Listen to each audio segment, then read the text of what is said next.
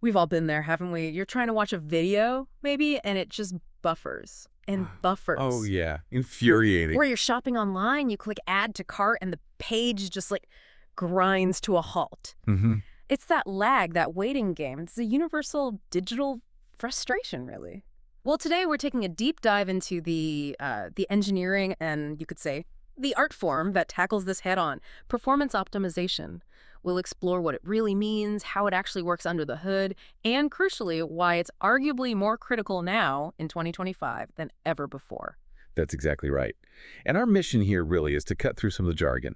We want to give you a clear, concise understanding of this, well, fundamental concept.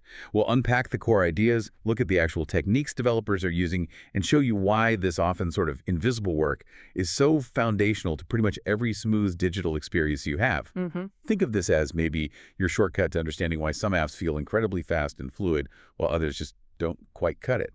Okay, so let's start right there. Let's unpack this from the ground up. What exactly is performance optimization? If we strip away the tech spec, what are we talking about? Right. At its absolute core, performance optimization is the deliberate process of improving how quickly and efficiently any digital application runs. Simple as that, almost. So whether it's a website you're browsing, or maybe a mobile app you use every day, or even those huge complex systems powering, say, your favorite streaming service, the goal is always the same. Make it faster, make it more responsive, and make it consume fewer resources. It's all about ensuring that smooth, kind of immediate interaction that, let's be honest, we all expect now from digital stuff. You could think of it like tuning a high-performance car engine. You want maximum power, sure, but also fuel efficiency, especially when it's under heavy load. That clicks. That makes perfect sense. So we often feel the pain with the slow website, but you're saying this idea, this optimization, it's universal. It applies across all kinds of digital things, smart devices, cloud services. Absolutely. Yeah, it's incredibly broad. Performance optimization isn't just stuck on one layer. It applies just as much to the front end that's, everything you actually see and interact with, the buttons, the layout, how quickly it reacts. But it's equally crucial for the back end. That's the server-side logic, the engine room doing the heavy lifting behind the scenes, and of course the database where all the vital information is stored and needs to be fetched quickly. All these parts have to work together efficiently. Got it. And when we talk about achieving that efficiency, what are the main things we're trying to improve? What are the core goals? What does a well-optimized app actually give us? That's a great question. Mhm. We're generally focusing on, I'd say, 5 key aspects. Each one plays a part in that seamless experience. First, obviously, is speed. Reducing load times, making sure requests are processed fast. That's the big one everyone notices. Right, the waiting. Exactly. Second is resource efficiency. Basically making the application use less memory, less CPU power, less network bandwidth. This has huge impacts on cost and even sustainability these days. Third, and this is super critical now, is scalability. Can the app handle way more users or much larger amounts of data without slowing down or, worse, crashing? Ah, okay, like during a big sale or something. Precisely. Fourth is all about the user experience itself. Does the app feel smooth? Does it feel responsive? That builds trust, keeps people engaged. And finally, number 5 is reliability. Preventing crashes, preventing those unexpected slowdowns, especially when traffic is peaking. It's kind of like organizing a really busy restaurant kitchen. You need speed, yes, but also efficient use of ingredients, the ability to handle a rush without chaos, and making sure every single dish comes out perfect every time. So, for you, the user listening, this means less of that hair-pulling frustration, more instant results, and just a generally better, more predictable time interacting with the digital world. Sounds pretty transformative when you list it all out like that. Yeah. Okay, now that we've wrapped our heads around what performance optimization is aiming for, how do developers actually do it? What does the process look like in practice? But typically starts with some pretty rigorous analysis. You can't fix what you don't know is broken. Yeah. So developers use specialized tools to find what we call bottlenecks. These are the specific parts of the system that are slow or inefficient, the choke points. Once they've identified these spots, they apply very targeted techniques to fix them. It's a bit like detective work, really, tracing the source of the slowdown. Okay, so what are those steps? How do they find and fix these bottlenecks? Sure. So first, as I said, they identify bottlenecks. They use tools called profilers, which measure performance right down to individual functions or specific database queries. They might find, for instance, that loading a particular product image takes way too long, or maybe fetching a user's profile information is sluggish. Okay, pinpointing the problem. Exactly. Once they know where the problem is, they can optimize the front end.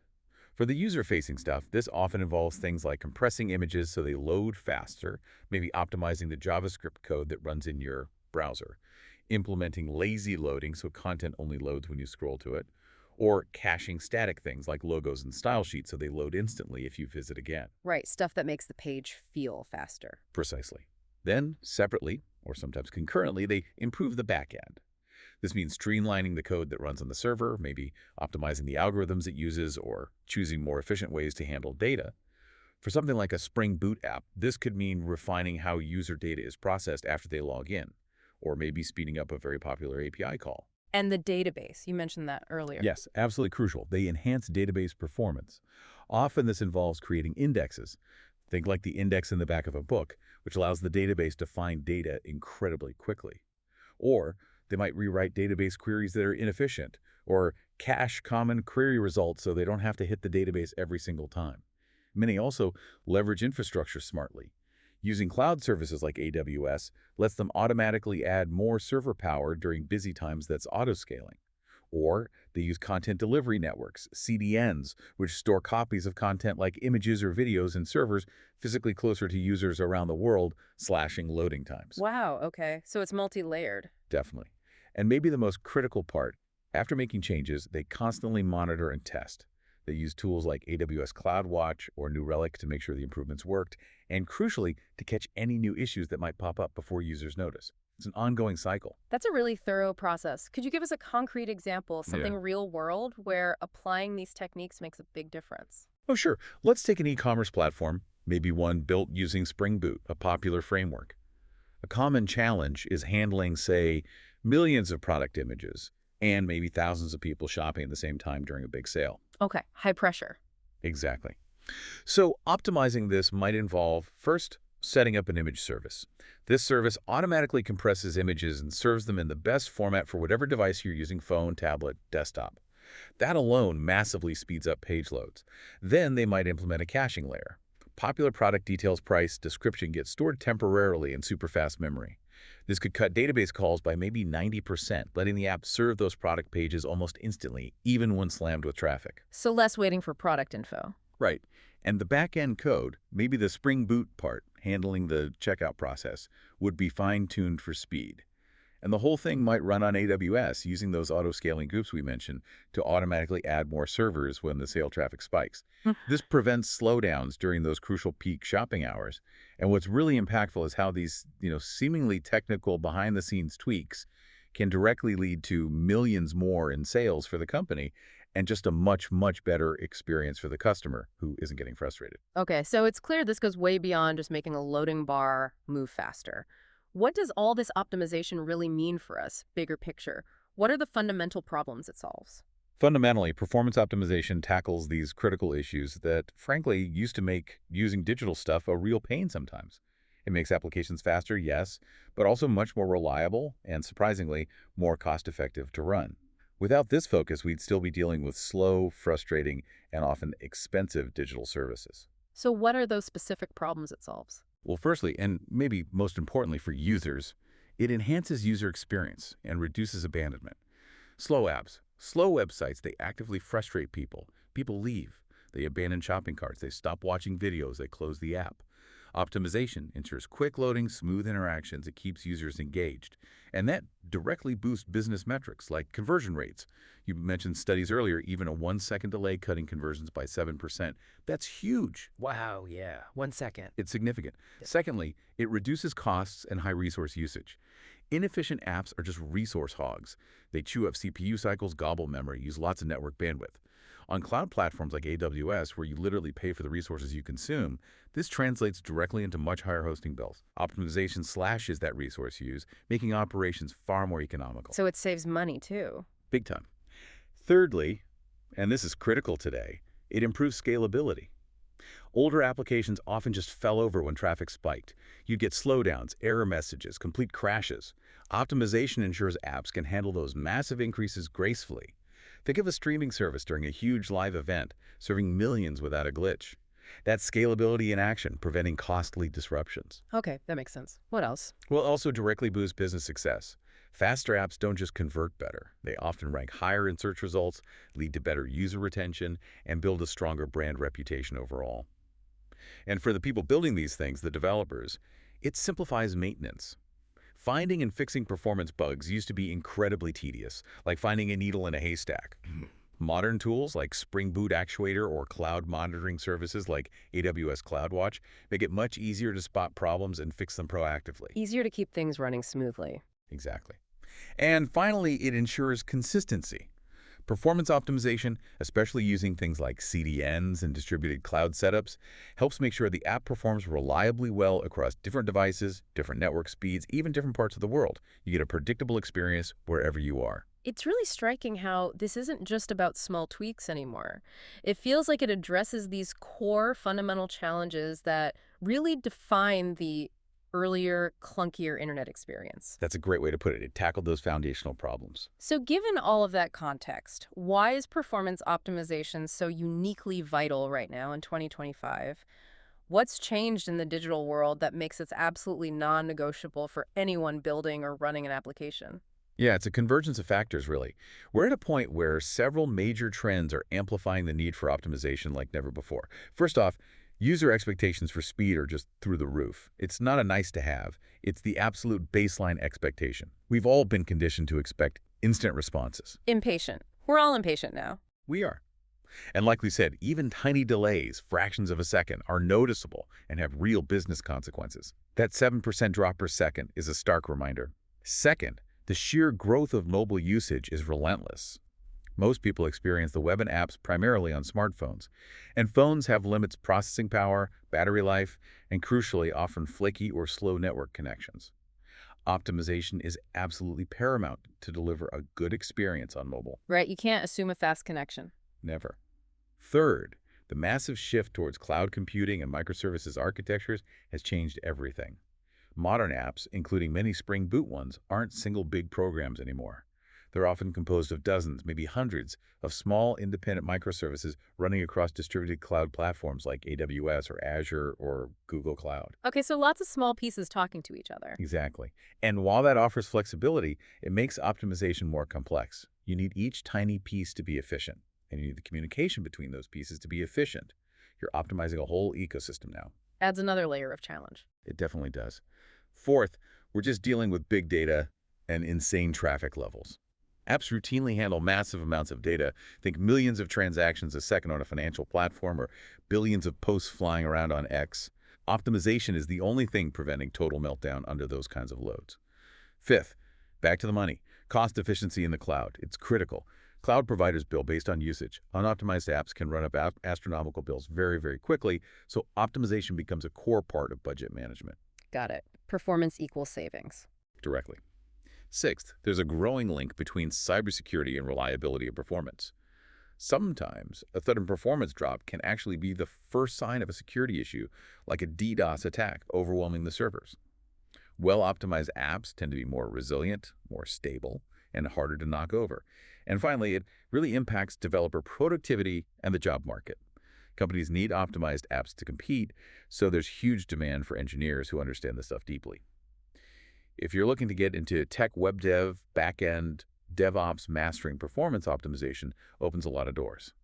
And an interesting side note, often optimizing for speed also makes apps more energy efficient, which is becoming increasingly important for sustainability in data centers. That's a really powerful convergence of factors. It paints a clear picture of why this is so central now. Can you maybe share a few more specific, recognizable examples where this kind of optimization is clearly driving success? Oh, absolutely. Think about Amazon. They are relentless optimizers. Their back-end systems, including parts likely using technologies like Spring Boot, are tuned to make product pages load in fractions of a second. That speed directly fuels sales, especially during massive events like Black Friday or Prime Day. Instantly noticeable there. Definitely. Or look at Netflix. Their entire business relies on sophisticated optimization for video streaming, delivering smooth, high-quality video without buffering to millions of people watching simultaneously worldwide. That's a monumental optimization challenge they've famously tackled. Yeah, buffering is the enemy. It is. Or think about X, which used to be Twitter. They have to continuously optimize their back-end infrastructure to handle literally billions of posts, real-time updates, notifications, DMs, making sure your feed loads almost instantly despite that scale. And it's not just the giants. Even a small startup, maybe building a fitness tracking app, optimizing their Spring Boot backend to quickly process workout data syncing your run, analyzing heart rate trends, that speed and responsiveness is absolutely crucial for keeping users engaged and paying for the service. It really touches everything. Okay, so for anyone listening who's thinking, wow, this sounds important, maybe I should learn more, for someone intrigued by the how and why, what's a good practical starting point to learn these skills? Yeah, it's a very practical field, which is great for learning. I'd say start with online tutorials. There are tons of great, often free resources. Look at platforms like Free Code Camp, or search YouTube for channels that specialize in web performance or specific backend technologies like Spring Boot. Okay, online learning. For sure. Focus first maybe on general web performance concepts, optimizing images, JavaScript, CSS. Then, if you're interested in the backend, dive into something like Spring Boot. Use the official Spring website, spring.io, or great resources like Baildong Online. Pay special attention to things like Spring Boot Actuator, which is specifically for monitoring performance. So learn the tools too. Absolutely. And then build stuff. Start simple. Build a basic blog, maybe a simple API. Then actively try to apply optimization techniques. Implement caching. Analyze your database queries. Compress your images. See the difference it makes. Use tools like Spring Initializer to get projects going quickly. And definitely take advantage of the free tiers offered by cloud providers like AWS. Get hands-on experience with real infrastructure. It's invaluable. Practical experience is key. Totally. And finally, don't underestimate online communities. Stack Overflow, Reddit forums like our Java or Web Dev. Ask questions, read discussions. You learn a ton from other people's real-world problems and solutions. Great advice. So let's sort of zoom out as we wrap up. What's the big takeaway here? What does this all mean for us? At its heart, it feels like performance optimization is fundamentally about making our digital interactions faster, smoother, more reliable, less frustrating, basically. Exactly. But it's also delivering huge value on the other side, making applications more cost-effective to run, easier to scale up, and ultimately just more successful for the businesses or creators behind them. Perfectly put. It's that silent, essential force that solved many of the critical pain points of the early internet, and its importance is just amplified massively in 2025.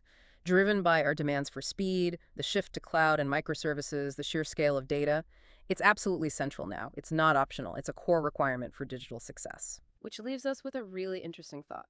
As our digital world gets even more complex, with AI becoming woven into almost everything, demanding even more processing, more data, how will our relentless hunger for instant response continue to push the boundaries of performance optimization even further?